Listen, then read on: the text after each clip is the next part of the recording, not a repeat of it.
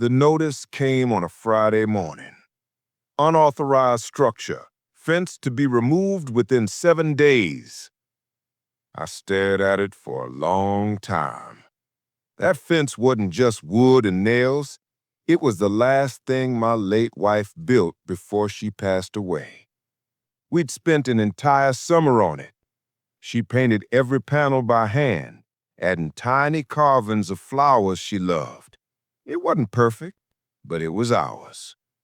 Karen from the HOA said it violated height restrictions by 8 inches. 8 inches. That's all it took for them to call it illegal. When I tried explaining, she cut me off.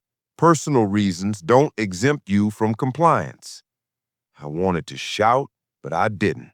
I just nodded and walked away. That night, I sat by the fence, running my hands over the carvings. One of them was of a daisy, her favorite flower. Inside it, she'd carved our initials. I whispered, "They're not taking this." The next morning, I went to city records and dug through old permits. And there it was, a record of approval signed years ago by the same HOA before Karen ever joined. They had no right to touch it. So when the demolition crew arrived, I was ready, papers in hand, a reporter standing next to me.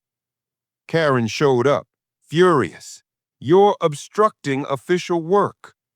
I held out the permit. "You're trespassing." She froze. The cameras clicked. The crew backed away. That night, the footage hit local news.